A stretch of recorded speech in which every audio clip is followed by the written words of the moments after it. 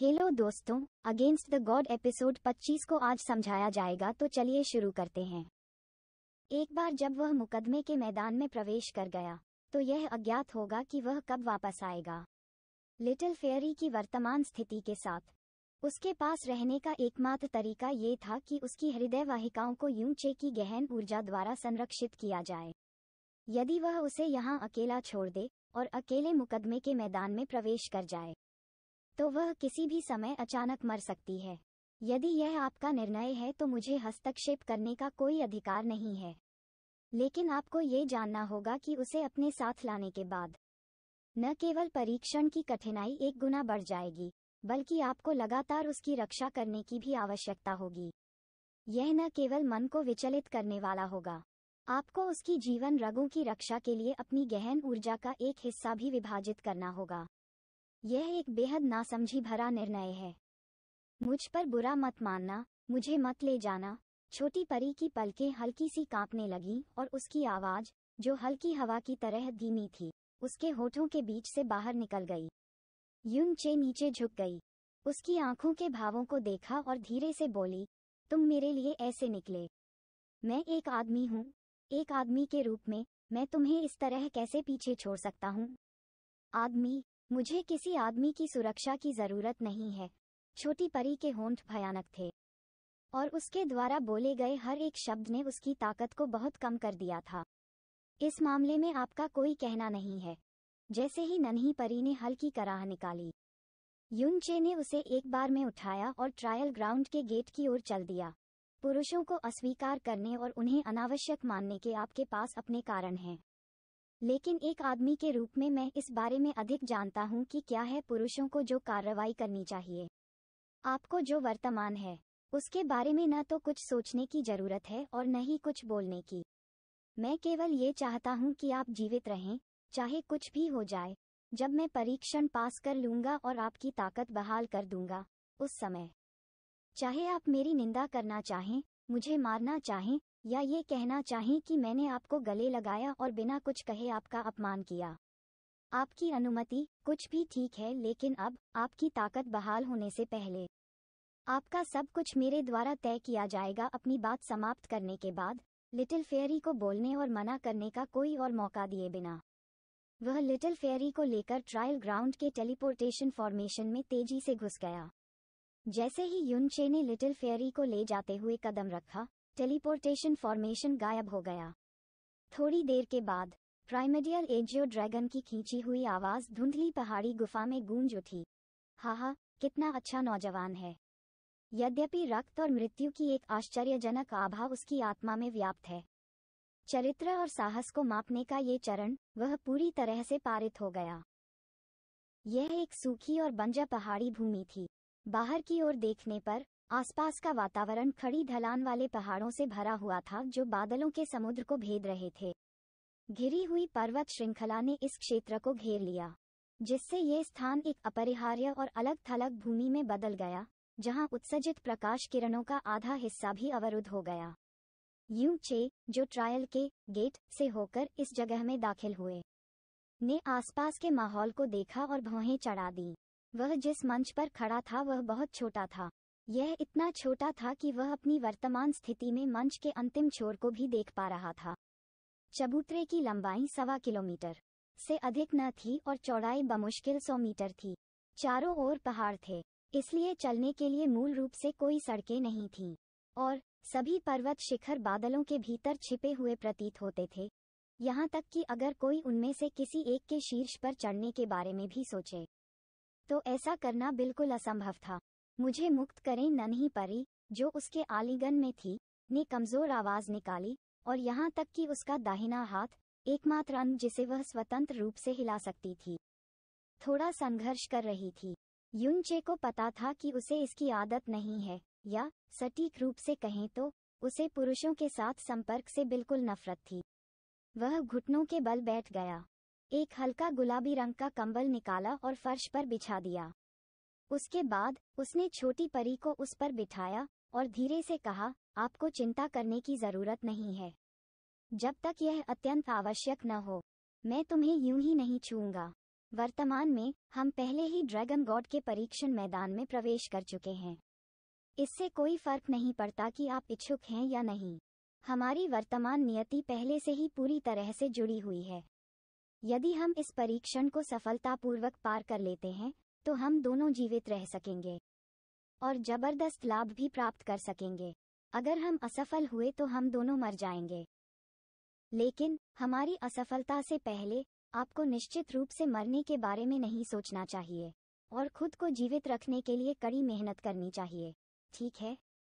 क्योंकि यह अकेले मेरा परीक्षण नहीं है, बल्कि यह हम दोनों का परीक्षण है और यह हम दोनों की नियति से संबंधित है।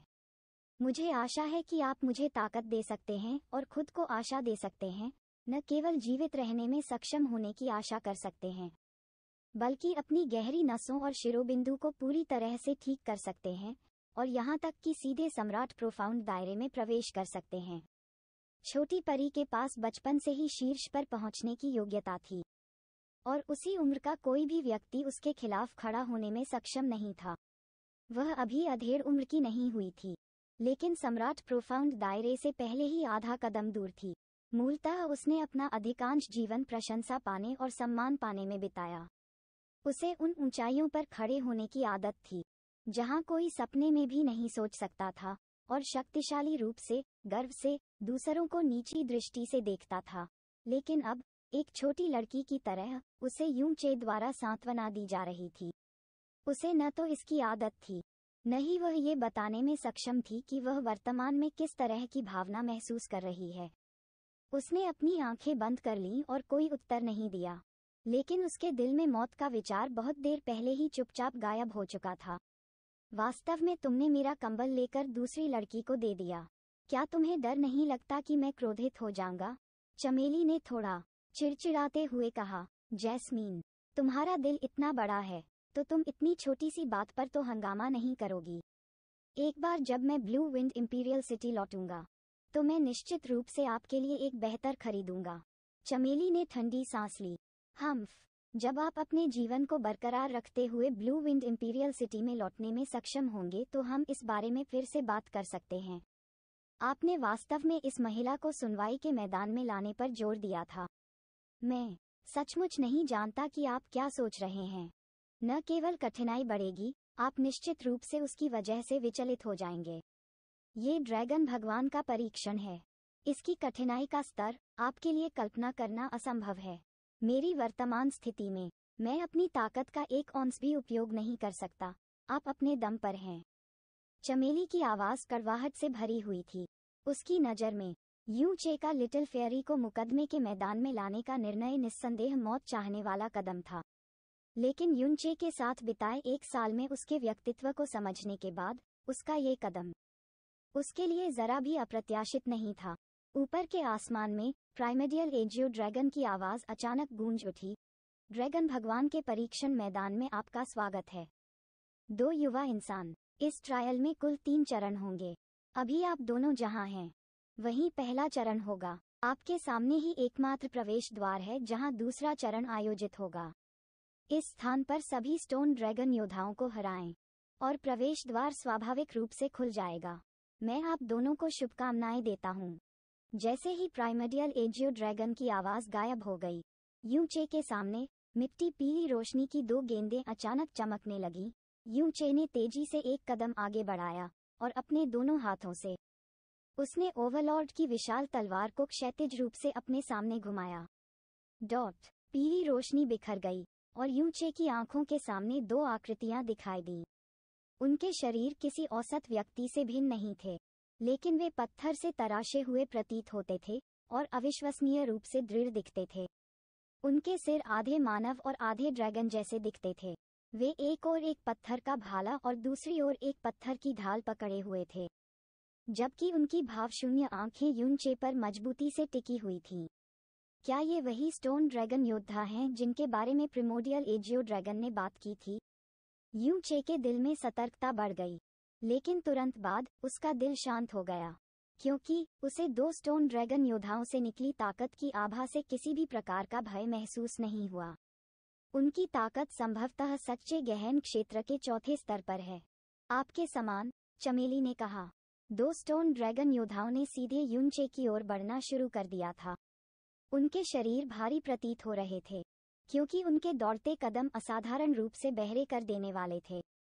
एक औसत अभ्यासकर्ता के लिए एक ही समय में समान स्तर के शत्रुओं का सामना करना वास्तव में बहुत कठिन था।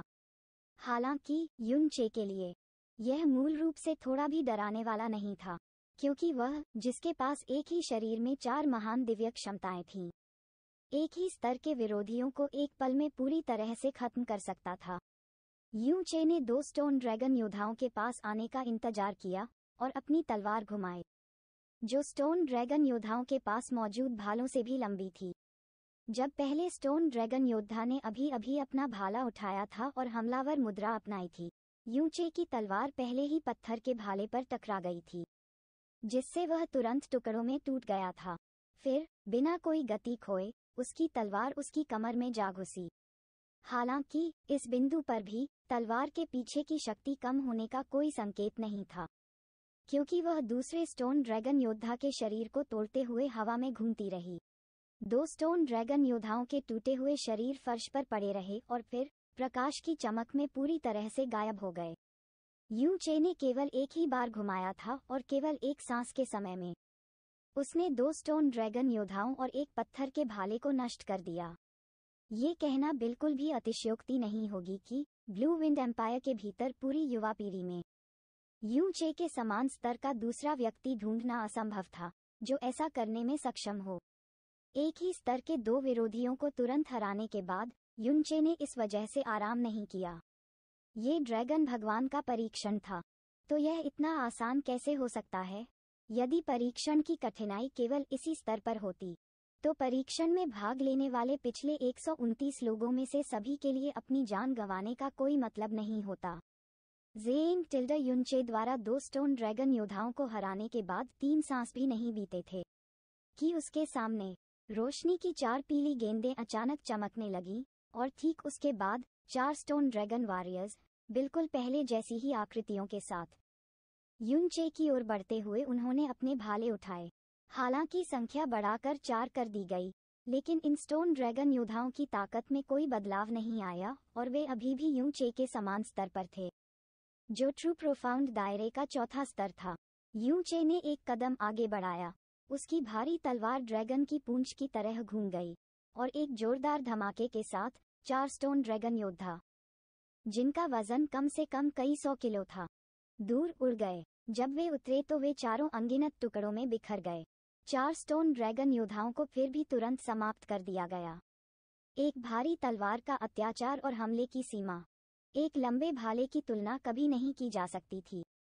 युनचे को इंतजार करने का समय दिए बिना 4 टूटे हुए स्टोन ड्रैगन योद्धाओं के गायब होने के बाद, प्रकाश की पीली किरणें एक बार फिर युनचे के सामने चमक उठीं, और इस बार उनमें से 8 थे। 8 स्टोन ड्रैगन योद्धा युनचे के सामने एक पंक्ति में दिखाई दिए। इन नंबरों के साथ भी, युनचे अभी भी डरी नहीं थी। स्टोन ड्रैगन योद्धाओं के हमले की प्रतीक्षा किए बिना, उसने उनकी ओर बढ़ने की पहल की और अपनी भारी तलवार को पहले से भी अधिक ताकत से उड़ा दिया। Bang bang bang. 3 stone dragon योद्धा अभी अभी सामने आए थे, लेकिन उनके सिर पहले ही मलबे में बदल चुके थे और सीधे जमीन पर गिर रहे थे। इसी समय, युनचे की ओर से 3 भाले तेजी से आए। उनकी ओर देखे बिना, युनचे ने अपनी तलवार घुमाई। फिर 3 पत्थर के भाले तुरंत नष्ट हो गए, और झाड़ू के कारण उत्पन्न वायु तरंग ने शेष 5 स्टोन ड्रैगन योद्धाओं को पीछे हटने के लिए मजबूर कर दिया। इसके तुरंत बाद, वह तेजी से आगे बढ़ा और 3 बार फिसला। 3 भारी धमाके गूंज उठे और 5 स्टोन ड्रैगन योद्धा एक के बाद एक बिखर गए। इस पूरी प्रक्रिया में, न केवल 8 स्टोन ड्रैगन योद्धा युनचे को छूने में सक्षम नहीं थे, बल्कि वे उससे 3 कदम के भीतर भी नहीं पहुंच पाए। इस समय, युनचे के दिमाग में जैस्मीन की चेतावनी सुनाई दी। उन पर इतनी बेरहमी से हमला मत करो। जितना संभव हो सके अपने गहन ऊर्जा उपयोग को सीमित करने का प्रयास करें। क्या आपने ध्यान नहीं दिया कि इन स्टोन ड्रैगन योद्धाओं की संख्या हर अगली लहर में 2 गुनी हो जाती है?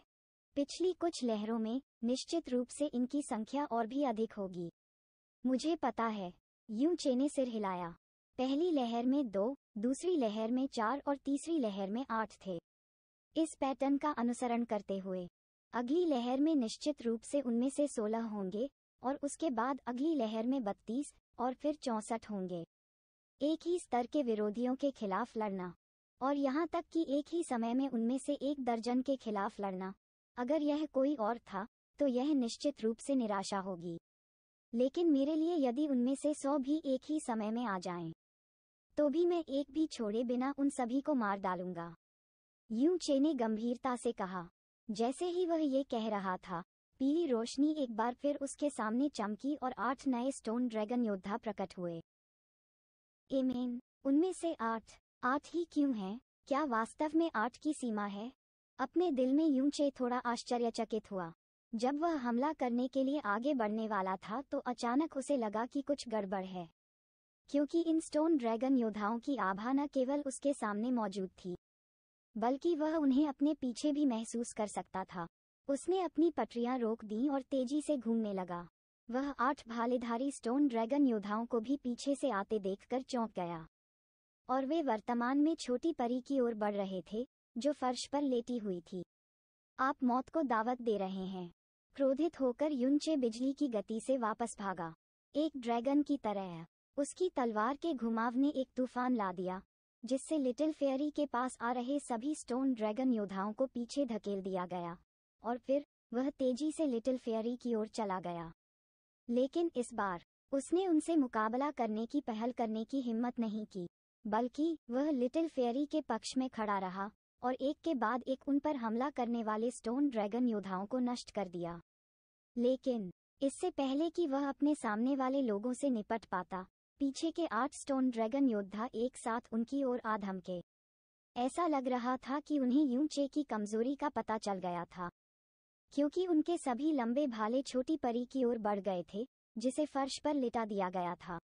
उसके आगे और पीछे से आ रहे हमले युन चे के लिए वे एक छोटी सी बात थी, लेकिन छोटी परी खतरे के बीच में थी, इसलिए वह थोड़ी सी भी लापरवाही बर्दाश्त नहीं कर सकती थी। लिटिल फेयरी की वर्तमान स्थिति के अनुसार वह किसी भी समय मर सकती है, और वर्तमान में केवल 16 स्टोन ड्रैगन योद्धा थे। फिर भी प्रत्येक अगली लहर में और भी अधिक होंगे। यदि वह पूरे समय जमीन पर लेटी रहती और वह बस उसके बगल में उसकी रक्षा करता रहता, तो उसकी सुरक्षा सुनिश्चित करना असंभव था। युन चे ने इस प्रकार एक निर्णय लिया। उसने बेतहाशा अपनी भारी तलवार लहराई, जिससे उसके शरीर के चारों ओर एक पीला काला पूर्णिमा का चांद बन गया, जिसने सभी स्टोन ड्रैगन योद्धाओं को लगभग 6 मीटर दूर पीछे हटने के लिए मजबूर कर दिया। फिर उसने अपना बायां हाथ तलवार की मूठ से मुक्त कर लिया और उसे केवल अपने दाहिने हाथ से चलाया। उसने नन्ही परी को अपने बाएं हाथ से ऊपर उठाया और कसकर उसे अपने कंधे से पकड़ लिया। फिर वह स्टोन ड्रैगन योद्धाओं के समूह में शामिल हो गया। जहां भी उसकी भारी तलवार घुमाई जाती, टूटी चट्टानें उड़ जाती। क्या तुम पागल हो? यू चे की हरकत से जैस्मीन पूरी तरह से स्तब्ध रह गई और उसने चिल्लाते हुए कहा, वास्तव में आप एक हाथ से अपनी भारी तलवार चला रहे हैं। इससे आपकी ताकत दोगुनी तेजी से घट जाएगी। उसे ले जाने से न केवल आपकी सहनशक्ति में कमी आएगी, बल्कि यह आपकी गतिविधियों को भी प्रभावित करेगा और आपको लगातार विचलित कर देगा। यदि आप यहाँ मरना नहीं चाहते हैं, तो जल्दी करें और उसे एक तरफ फेंक दें और फिर अपनी ऊर्जा खपत पर नियंत्रण रखें। मैं ऐसा नहीं कर सकता, यू चे ने बिना किसी हिचकिचाहट के कहा। आप मुझे बेवकूफ़ कह सकते हैं और घमंडी भी कह सकते हैं, लेकिन मैं उसे कभी नीचा नहीं दिखाऊंगा।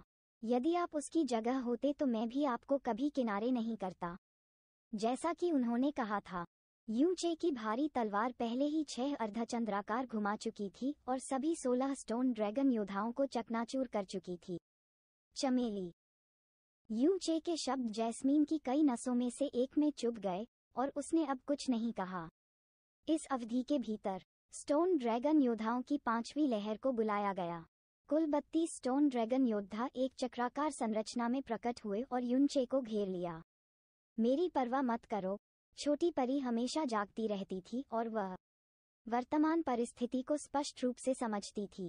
वह, जिसे युन चे के कंधे पर दबाया गया था, थोड़ा संघर्ष करना पड़ा। युन चे ने उसकी बात अनसुनी कर दी और एक हाथ से अपनी तलवार चलाते हुए आने वाले स्टोन ड्रैगन योद्धाओं को उलझा दिया। उसकी तलवार घुमाने की गति स्वाभाविक रूप से कम हो गई, क्योंकि वह एक हाथ से 1950 किलो भारी तलवार चला रहा था। हालांकि यह अभी भी पहले की तरह ही क्रूर और अत्याचारी था। उसका प्रत्येक झूला विशाल और चौड़ा था, जिससे हवा की सीटी जैसी तलवार हवा में कट जाती थी, जिससे स्टोन ड्रैगन योद्धा एक के बाद एक नष्ट हो जाते थे, इससे पहले कि वे उसके पास पहुंच पाते। पत्थरों के फटने की आवाजें लगातार जारी रहीं। हालांकि वह एक हाथ से भारी तलवार चला रहा था, हालांकि वह अपने बाएं हाथ से किसी को गले लगा रहा था और उसकी रक्षा कर रहा था। फिर भी इन 32 स्टोन ड्रैगन योद्धाओं ने युंग चे को धमकी नहीं दी। 2 मिनट से भी कम समय में युंग चे के अपनी भारी तलवार से लगातार दर्जनों वार के तहत वे सभी जमीन पर बिखरी चट्टानों में बदल गए। लेकिन पांचवी लहर अभी भी अंत नहीं थी। इसके तुरंत बाद स्टोन ड्रैगन योद्धाओं की छठी लहर युंग चे के सामने आई और इस बार उनमें से 64 थे। अपने चारों ओर घिरे 64 स्टोन ड्रैगन योद्धाओं को देखते हुए युंग चे ने एक गहरी सांस ली, क्योंकि जिस हाथ का उपयोग वह तलवार चलाने के लिए कर रहा था वह अनजाने में कस गया था। प्रिशन गॉड सीरियस टॉम उसे भारी तलवारों के नियंत्रण पर पूरी महारत देने में सक्षम था, लेकिन निश्चित रूप से इसका मतलब यह नहीं था कि यह उसे भारी तलवारों के वजन को नजरअंदाज करने की अनुमति दे सकता था। एक भारी तलवार को एक हाथ से पकड़ना शुरुआत में नासमझी थी, और स्टोन ड्रैगन वॉरियर्स की पांचवी लहर को खत्म करने के बाद उसका दाहिना हाथ पहले से ही सुन्न होना शुरू हो गया था। बूम बूम 64 स्टोन ड्रैगन योद्धाओं ने एक साथ दौड़ना शुरू किया, और जिस जमीन पर वे दौड़ रहे थे वह उनके हर कदम पर हिल रही थी। युंग चे ने गुर्राया, अपनी तलवार उठाई और स्टोन ड्रैगन योद्धाओं की भीड़ में कूद पड़ा, जिनकी संख्या दोगुनी हो गई थी। उन्होंने आरोप लगाया, वह भिड़ गया। उसकी भारी तलवार बाईं ओर घूम गई थी, और फिर ये दाहिनी ओर बह गया। बार बार शत्रु एक के बाद एक नष्ट होते गए और उनके शरीर एक के बाद एक टुकड़े टुकड़े होते गए। यहीं और अभी वह जिसके आलिंगन में नन्ही परी थी, बेहद खुश था कि उसने उस समय अपने हथियार के रूप में एक भारी तलवार को चुना था, क्योंकि जब भारी घेरा हो तो एकमात्र हथियार जो किसी को अब की तरह सभी दिशाओं में निडरता से हमला करने की इजाजत देता था, वह केवल भारी तलवार ही थी। एकमात्र हथियार जो किसी व्यक्ति को गले लगा सकता था और उसे थोड़ी सी भी क्षति से बचा सकता था, वह केवल भारी तलवार थी। एकमात्र हथियार जो इन स्टोन ड्रैगन योद्धाओं को आसानी से चकनाचूर कर सकता था, जिनके कठोर और मजबूत शरीर को शायद ही कोई अन्य हथियार नुकसान पहुंचा सकता था, वह भी केवल भारी तलवार ही थी। इस तरह की लड़ाई में भारी तलवार के फायदों को अच्छी तरह से प्रदर्शित किया गया। युंग चे को पूरा विश्वास था कि अगर उसके हाथ में अभी हल्की तलवार है तो वह कई स्टोन ड्रैगन योद्धाओं के घेरे में आसानी से नहीं चल पाएगा और वह लिटिल परी की पूरी तरह से रक्षा नहीं कर पाएगा। लेकिन जिस समय ये फायदे प्रदर्शित हो रहे थे, उसी समय नुकसान भी धीरे धीरे सामने आ रहे थे। बूम बूम भारी तलवार के साथ अत्याचारी प्रदर्शन के एक और सेट के साथ स्टोन ड्रैगन योद्धाओं की छठी लहर भी मलबे में बदल गई थी, और जो समय लगा वह पांचवी लहर को खत्म करने में लगा समय से ठीक 4 गुना था। युंग चे ने अपनी भारी तलवार जमीन में घोंप दी और आखिरकार वह हौंफने लगा।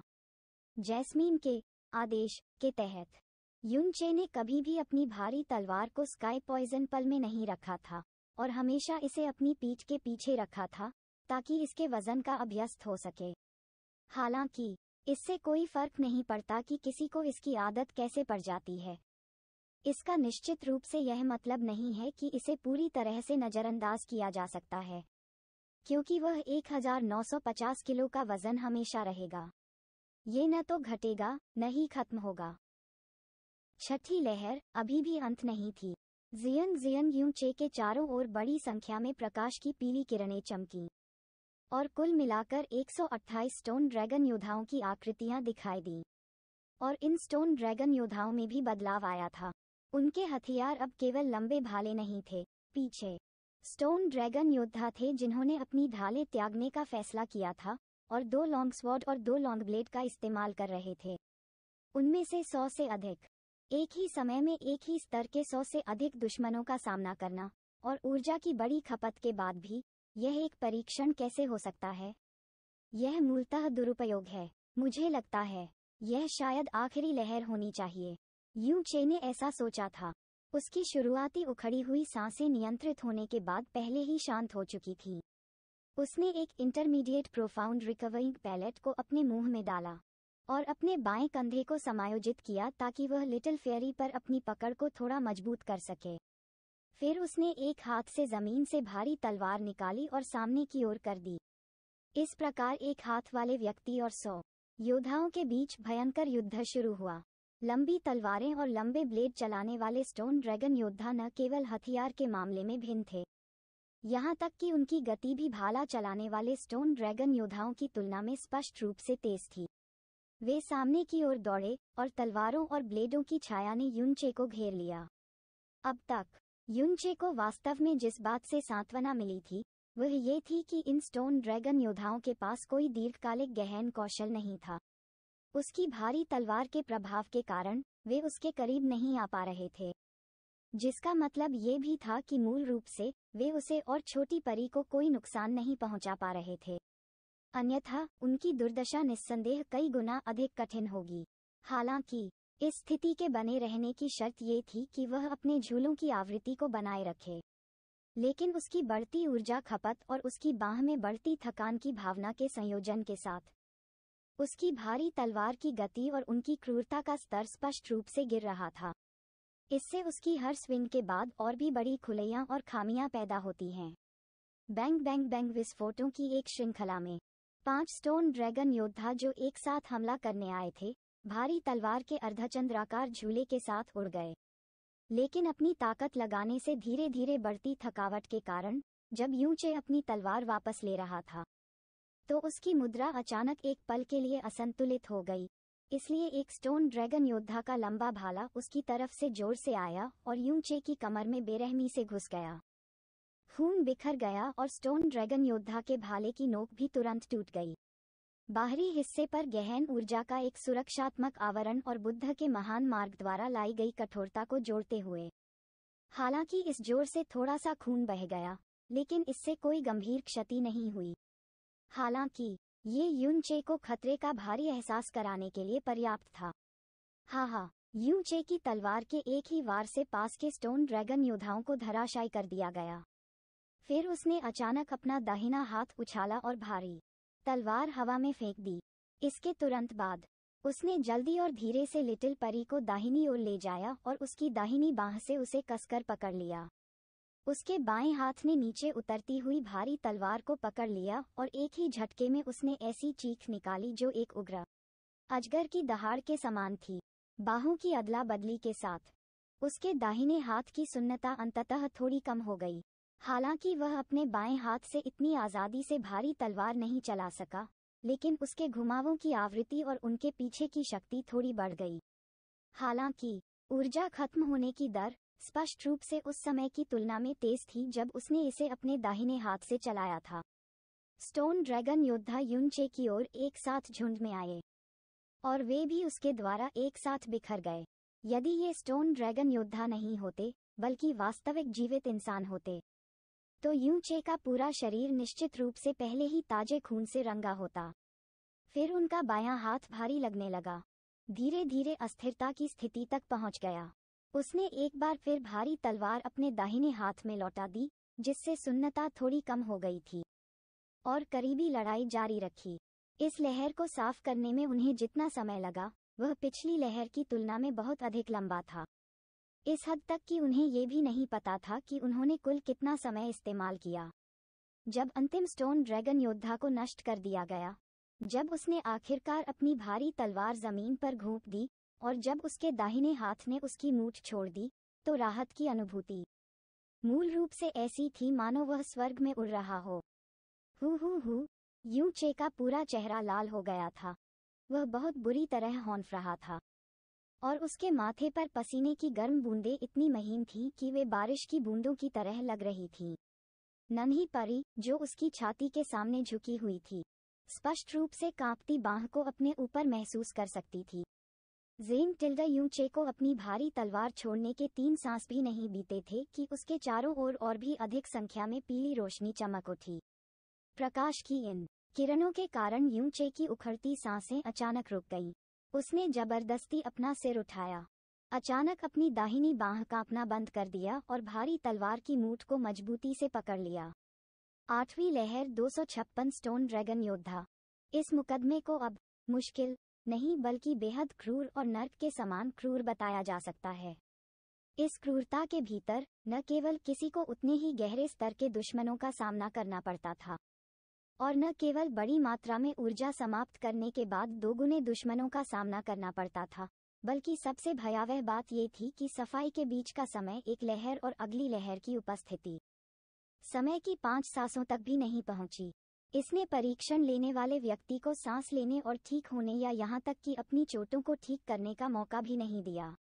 इन स्टोन ड्रैगन योद्धाओं की उपस्थिति के साथ यू चे का हाथ भारी तलवार के हैंडल पर वापस आ गया था।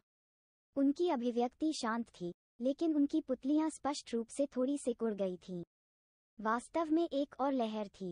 स्टोन ड्रैगन योद्धाओं की भीड़ एक समान हरकतों के साथ यूनचे की ओर बढ़ती हुई दिखाई दी।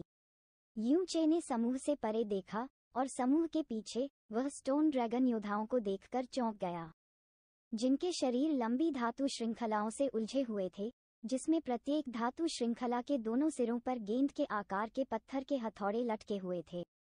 वे उल्का हथौड़े हैं। स्टोन ड्रैगन योद्धा अपनी भारी संख्या के साथ एक विशाल लहर की तरह उमड़ पड़े, जिसने यूनचे को अपने भीतर डुबाने की कोशिश की। यूनचे की भारी तलवार स्टोन ड्रैगन योद्धाओं की भीड़ में आगे पीछे घूमती रही, लेकिन वर्तमान में उसकी भारी तलवार विशेष रूप से भारी लग रही थी। हर बार जब वह घूमता था तो उसे अपनी पूरी ताकत का उपयोग करने की आवश्यकता होती थी।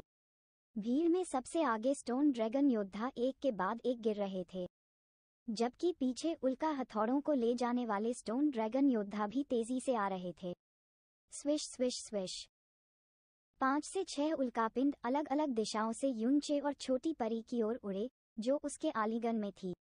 हर बार जब यूनचे अपनी भारी तलवार घुमाता था तो वह आसपास के दुश्मनों को बेरहमी से उड़ा देता था और उन्हें बहुत करीब आने से रोकता था। लेकिन उल्का हथौड़ों से हमलों के लिए मूल रूप से उपयोगकर्ताओं को अपने दुश्मनों से संपर्क करने की आवश्यकता नहीं होती है। ये स्टोन ड्रैगन योद्धा लगभग 6 मीटर दूर खड़े थे, लेकिन फेंके गए उल्का हथौड़े यूनचे की ओर सटीक रूप से टकराने के लिए पर्याप्त थे। और ये उल्का हथौड़े भी ऊपर से आए थे, इसलिए जब वह स्टोन ड्रैगन योद्धाओं पर हमला कर रहा था तो वह मूल रूप से उल्का हथौड़ों की ओर अपनी तलवार नहीं घुमा सका। यदि वह अपनी तलवारें इन उल्का हथौड़ों की ओर ले जाता तो वह समय पर आसपास के स्टोन ड्रैगन योद्धाओं की ओर नहीं जा पाता, जिससे वे बहुत करीब आ जाते। यूनचे के लिए इन उल्का हथौड़ा योद्धाओं का शामिल होना निस्संदेह एक दुस्वप्न के भीतर एक दुस्वप्न था। वह स्टोन ड्रैगन वॉरियर्स की भीड़ को पार करने और काटने के लिए स्टार गॉड की ब्रोकन शैडो का उपयोग करने से खुद को नहीं रोक सका, लेकिन इसके कारण चाहे उसकी ऊर्जा खपत, आक्रमण क्षमता या खतरनाक तत्वों की संख्या, इन सभी में बहुत वृद्धि हुई थी। Swish swish swish swish swish swish. अधिक से अधिक स्टोन ड्रैगन हथौड़ा चलाने वाले आगे बढ़ रहे थे और यूनचे की ओर उड़ने वाले उल्का हथौड़े अधिक केंद्रित होते जा रहे थे, इस हद तक कि हर पल कम से कम दर्जनों उल्का हथौड़े अलग अलग दिशाओं से उसकी ओर बढ़ रहे थे। वह लगातार चलता रहा और चकमा देता रहा, और एक बार फिर हिलता रहा और चकमा देता रहा। मूलतः उसके पास जवाबी कार्रवाई करने का मौका नहीं था। टकराना। बड़ी संख्या में उल्कापिंड हथौड़े एक साथ टकराए, जिससे चमकदार चिंगारियां पैदा हुईं। यूनचे ने हवा में ऊंची छलांग लगाई, और जब वह उच्चतम बिंदु पर था तो दर्जनों उल्का हथौड़े उड़कर ऊपर आ गए। यूनचे ने एक गहरी सांस ली और तुरंत नीचे उतरने के लिए स्टार गॉड की ब्रोकन शैडो का इस्तेमाल किया, लेकिन जब वह उतरा तो उसका दाहिना पैर एक मुट्ठी के आकार की चट्टान पर पड़ गया। इस प्रकार की स्थितियों में आमतौर पर इसका यूनचे पर थोड़ा सा भी प्रभाव नहीं पड़ता था, लेकिन वर्तमान में ऊर्जा की भारी खपत के कारण और उसके दिमाग पर दबाव पड़ने के कारण यह उसके संतुलन को प्रभावित करने के लिए पर्याप्त था। उसका शरीर उसकी ओर झुक गया था, उतरते ही चला गया और लड़खड़ाते हुए 2 कदम की दूरी तय की। और इस ओपनिंग को स्टोन ड्रैगन वॉरियर्स ने अपनी बाईं ओर से आसानी से पकड़ लिया, क्योंकि 3 लॉन्गब्लेड लिटिल फेयरी की स्थिति में क्रूरतापूर्वक नीचे आ गए। निकट आ रही ब्लेड तरंगों के कारण यूनचे को अपना सिर जबरदस्ती ऊपर उठाना पड़ा, लेकिन फिलहाल उसके पास पहले से ही पीछे हटने का समय नहीं बचा था, न ही उसे अपनी भारी तलवार का उपयोग करके उन्हें रोकने का समय था। आने वाले 3 लंबे ब्लेडों के प्रक्षेप पथ को देखते हुए युनचे ने बिजली की गति से अपने बाएं हाथ को सीधा किया, जिसने लिटिल फेयरी को पकड़ रखा था, और 3 पत्थर के ब्लेडों को सीधे पकड़ लिया। ऐसे से एक ही समय में 3 पत्थर के ब्लेड युनचे की बाईं बांह पर कट गए। प्रभाव की आवाज से युनचे को पता चल गया कि 3 ब्लेडों ने न केवल उसके मांस को काटा, बल्कि उसकी हड्डियों को भी काट दिया। युनचे की आंखें चौड़ी हो गईं। एक तेज दहाड़ के साथ उसने अपनी गहन ऊर्जा का उपयोग करके उसकी हड्डियों को काटने वाले पत्थर के ब्लेडों को बाहर धकेल दिया। उसने बेतहाशा अपनी भारी तलवार घुमाई, जिससे उसके पास आने वाले सभी स्टोन ड्रैगन योद्धाओं को नष्ट कर दिया। ये स्वीप असाधारण रूप से भयंकर था। हालांकि वह आसपास के सभी स्टोन ड्रैगन योद्धाओं को खत्म करने में सक्षम था, लेकिन इससे एक बड़ी शुरुआत का भी पता चला। एक उल्कापिंड हथौड़ा अचानक उड़ गया और एक जोरदार धमाके के साथ युनचे के सिर में जा घुसा। युनचे का दिमाग इस समय हिल रहा था क्योंकि उसकी दृष्टि सफेद रंग का क्षेत्र बन गई थी। उसने अपना मन शांत करने के लिए जल्दी से अपनी जीभ की नोक को काटा, लेकिन इस भारी घेरे में चक्कर आने का ये क्षणिक क्षण उसकी जान लेने के लिए काफी था। स्विश स्विश जैसे ही उसकी दृष्टि साफ हुई, उसने पास से चुभने वाली आवाजें सुनी। वर्तमान में कुल 7 उल्का हथौड़े उड़ रहे थे। इसके बारे में सोचे बिना युनचे ने तुरंत अपने शरीर को नीचे झुका लिया और साथ ही अपने दोनों हाथों का इस्तेमाल करके लिटिल परी को मजबूती से गले लगा लिया। बैंग बैंग 7 उल्का हथौड़ों ने एक ही समय में युनचे की पीठ पर प्रहार किया, जिससे युनचे तुरंत जमीन पर गिर गया। युनचे का रंग पीला पड़ गया क्योंकि उसके मुंह से खून का एक बड़ा कौर बाहर निकल आया। वह खड़ा नहीं हुआ, किसी जंगली जानवर के समान दहाड़ते हुए उसके शरीर से लाल रंग की आग तेजी से भड़कने लगी, यहाँ तक कि यह एक पल में ही कुछ दर्जन मीटर की ऊंचाई तक पहुंच गया। स्टार चिलचिलाती दानव कमल, खिले हुए कमल की भांति परत दर परत ज्वाला तरंगों की परतें छूटती गईं और पलक झपकते ही 100 मीटर की परिधि में फैल गईं। ये 200 से अधिक स्टोन ड्रैगन योद्धा युनचे को घेरते समय बहुत करीब से पैक हो गए थे, और इस प्रकार वे सभी स्टार स्कोरिंग डेमन लोड्स में आ गए थे। फीनिक्स की लपटों के साथ मिश्रित गर्म लपटों के तहत सभी स्टोन ड्रैगन योद्धा तुरंत राख में बदल गए। उन्होंने कभी भी स्टार स्कोरिंग डेमन लोड्स का उपयोग नहीं किया था, जिसका दायरा बड़ा था, क्योंकि इस चाल की खपत बहुत अधिक थी। थोड़े समय के भीतर वह केवल एक बार ही इस क्षमता का उपयोग कर सका, और एक बार उपयोग करने के बाद वह निश्चित रूप से पूरी तरह से थकने के करीब होगा। इसलिए यह उनका अंतिम तुरुप का इक्का था। पहले की परिस्थिति में उसके पास इसका उपयोग करने के अलावा कोई विकल्प नहीं था। अभी वह केवल यही प्रार्थना कर सकता था कि 8वीं लहर आखिरी लहर हो। चूंकि 8वीं लहर पहले से ही इस हद तक भयावह थी, इसलिए 9वीं लहर का आना असंभव है। ठीक है, जब तक ये प्राइमर्डियल एजियो ड्रैगन केवल एक पागल जानवर नहीं था जो अपने परीक्षण में चुनौती देने वालों के साथ खिलवाड़ करना और जानबूझकर उनकी हत्या